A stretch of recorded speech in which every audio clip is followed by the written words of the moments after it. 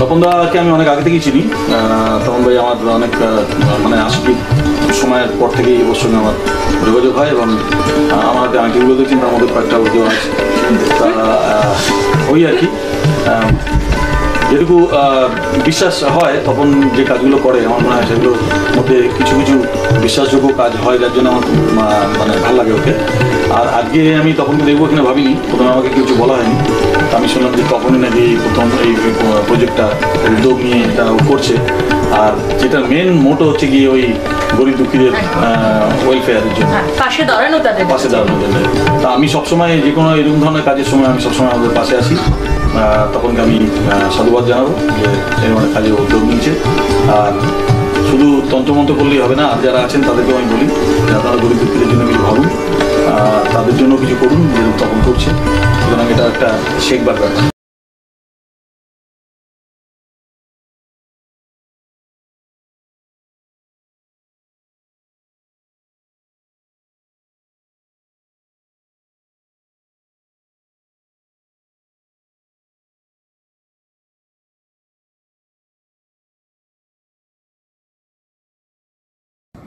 নমস্কার, সকলকে প্রীতি শুভেচ্ছা। রথ নিয়ে আমি আলোচনা করি। রথযাত্রা একটা বিরাট, আমাদের মনোরথ দ্বিতীয়া বলি থেকে আমরা রথযাত্রাকে বলি মনোরথ দ্বিতীয়া। এই দ্বিতীয়া তিথি, এই রথযাত্রা 27শে জুন, 12ই আষাঢ়, যা কিছু এই দিনে গৃহপ্রবেশ, শান্তি স্বস্থান, বৃক্ষরোপণ, তোমার কম্পিউটার চালনা, কম্পিউটার কেনা, গৃহপ্রবেশ, সমস্ত কিছু প্রশস্ত। কিন্তু প্রত্যেকের উদ্দেশ্য বলবো, আপনার ব্রাহ্মণকে বলে রাখবেন সকাল থেকে পুজোটা করে 1:30টার মধ্যে পুজোটা কমপ্লিট করে ফেলুন, তাহলে সেই পুজোটা অথেন্টিক হবে, খুব ভালো হবে। আর একটা জিনিস বলো, রথযাত্রার দড়িটা অবশ্যই টানুন, সেই দড়িটা রেখে দেবেন আপনার ঠাকুরের সিংহাসনে, দড়ি একটু নিয়ে। বৃক্ষরোপণ করুন, বাড়িতে কলা গাছ স্থাপন করুন রথের দিনে, ভীষণ একটা ভালো হবে। রাস্তাঘাটে যে কোনো জায়গায় কোনো বৃক্ষরোপণ করে ফেলে, এই দিন কিন্তু বৃক্ষরোপণ করার একটা মোক্ষম সময়। যাদের দেখবেন গাড়ি আছে, গাড়ির বিজনেস বা প্রাইভেট গাড়ি চালাচ্ছেন, বিজনেস না নিজের গাড়ি, সাইকেল বাইক থেকে 4 চাকা যা আছে, লরি টরি বিজনেস, জগন্নাথের স্টিকার কিনে নিয়ে আসুন রথের দিন 12টার আগে। ওই জগন্নাথের স্টিকার গাড়ির বোনেটে, বাড়ির ভেতরে, গাড়ির পিছনে সব রেখে দেন, চিটিয়ে দেন স্টিকারটা, তাহলে আপনার অ্যাক্সিডেন্ট দুর্ঘটনা হবে না। এবং আমি বারবার বলেছি, জগন্নাথ মন্দির, জগন্নাথ রথ তো আপনারা কিনছেন, রথের মধ্যে জগন্নাথ থাকবে, সেই রথ জগন্নাথকে তুলসীর মালা পরান। 108 তুলসীর মালা, নানা মিনিমাম হচ্ছে 54টা তুলসী বোঁটা সহ করবেন। বোঁটাতে সরু সুতো দিয়ে বেঁধে বেঁধে একটা সুন্দর মালা তৈরি করুন, তার সঙ্গে চন্দনের টিক দেবেন। ওই মালাটা আপনি জগন্নাথকে পরাবেন। জগন্নাথ তুলসীর মালা পরতে খুব ভালোবাসে, তুলসীকে খুব ভালোবাসে, তো সেখানে কিন্তু অবশ্যই তুলসীর মালাটা পরিয়ে দেবেন। দড়ি টানবেন রথের দিনে। এবং এই মনোরথ দ্বিতীয়াতে বিষ্ণু পুজো, গৃহপ্রবেশটাও বলছে ভীষণ কাজ। শুকনো মিষ্টি, লাড্ডু, মোটুক দেবেন। এই দিন কিন্তু এই যা কাজগুলো করুন, পুজো দেন আর মালাটা পরাবেন। মালাটা হয়ে যাওয়ার পর ঠিক পরের খুলবেন না, উল্টো রথ মানে 1 সপ্তাহ পরে উল্টো রথ খুলে নেবেন। ওই 54টা পাতা কিন্তু রেখে দেবেন। ওই 54টা পাতা যে খেতে পারবে, সকালবেলা স্নান করে উঠে তুলসী পাতাটা নিয়ে একটু লৌড়ে খেয়ে 1 গ্লাস জল খেয়ে নেবেন। এমনি তুলসী ড্রপস খায়, তুলসীর অনেক কিন্তু কার্যকারিতা, ভেষজ ভীষণ গুণী গাছ। এই তুলসী জগন্নাথের পড়ানো ওই ফুলের মালা, এই মানে তুলসীর মালার পাতাটা যদি ডেলি খেতে পারেন আপনি, সকালে 54 দিন খেতে হবে। কোথাও যাচ্ছেন, 2 দিন থাকবেন, ওই 2টো পাতা নিয়ে চলে যাবেন, ভীষণ উপকার। আপনি অক্ষয় অমরত্ব লাভ করবেন। শরীর স্বাস্থ্য কোনোদিন রোগ জ্বালা হবে না। যাদের হার্টের প্রবলেম আছে, যাদের সুগার আছে, এই কাজগুলো করুন না। দেখুন সুগার থাকলে এটা করুন, ভীষণ ভালো ফল হবে। যাদের হার্টের সমস্যা আছে করুন, বা রোগ জ্বালা সবাই করতে পারে, রোগ জ্বালা নিরোগ করবেন, বাড়ির একজন সদস্যই করবেন। যদি বলেন আমি করব, আমার স্ত্রী করবো, তাহলে 2 মালা কিন্তু গেঁথে দেন।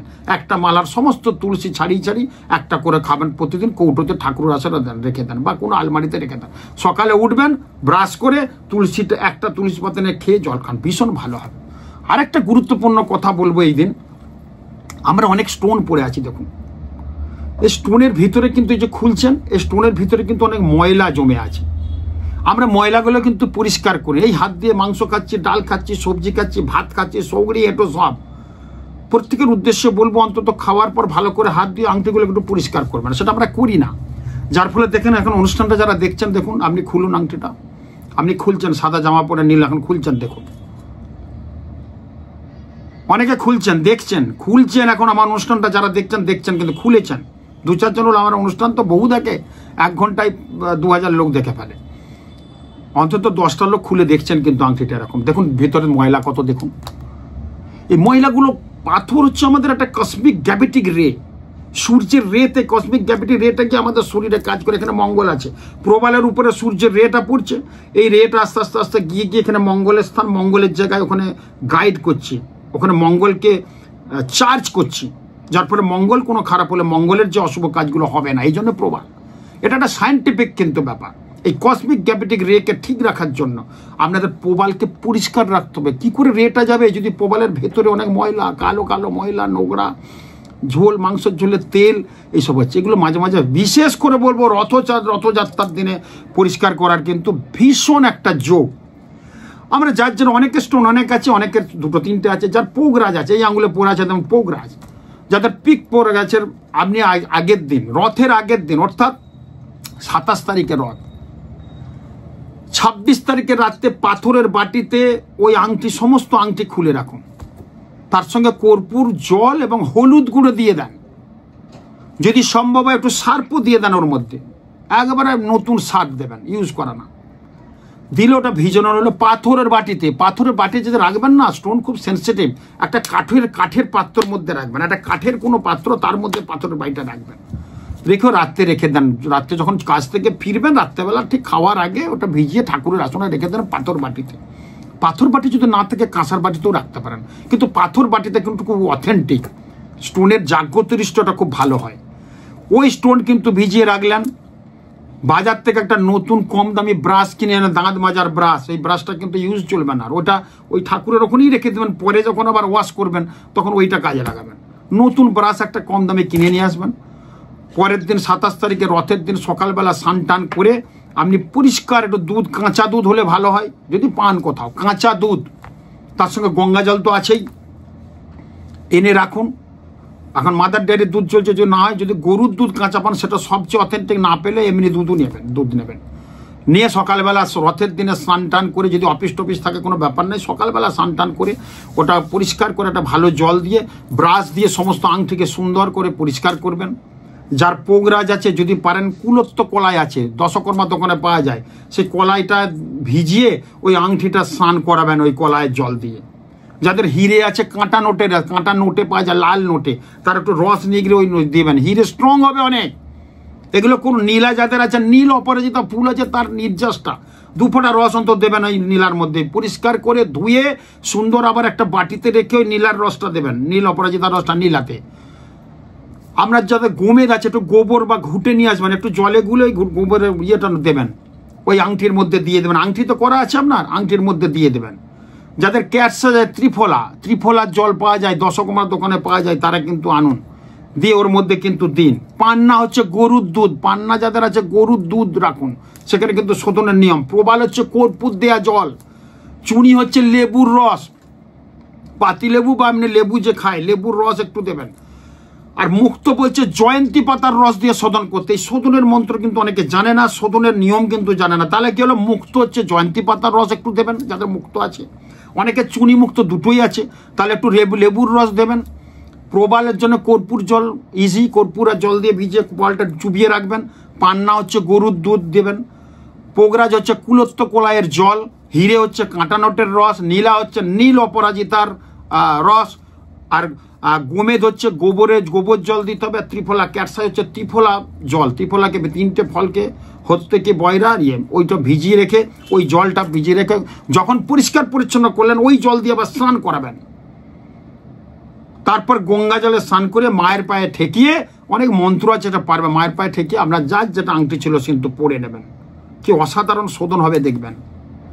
আর কি করতে পারেন, রথের দিনে কিন্তু একটা কাজ করতে পারেন, যাদের বাড়িতে বাস্তুদোষ আছে, বিভিন্ন বাস্তুতে মাথা গরম হচ্ছে, রোগ জ্বালা অশান্তি, ইলেকট্রনিক দ্রব্য খারাপ হচ্ছে, বাস্তু কিছুতেই সাবধান হচ্ছে না, বিভিন্ন রোগ জ্বালায় জেরবা, টাকা পয়সা বেরিয়ে যাচ্ছে, বাড়ির লোকেদের পড়াশোনা ঠিকমতো হচ্ছে না, ছেলেমেয়েরা পড়াশোনা করছেন, রেজাল্ট হচ্ছে না, পিতার কিন্তু চাকরি নিয়ে টানাটানি, মাতার শরীর খারাপ, বাড়ির ছোট বোনের বিয়ে হচ্ছে না, এরকম একটা মিসলেনিয়াস ঘটনা যদি আপনাদের থাকে, তাহলে রথের দিন কিন্তু একটা ঘোড়ার নাল লাগান। এই ঘোড়ার নালটা কিন্তু আগের দিন কিনে আনুন, রথের দিন 12টার আগে আকৃতি উপরের দিকে হবে, মেন দরজায় লাগিয়ে দেন। কি বাস্তুদোষ কেটে যাবে দেখবেন।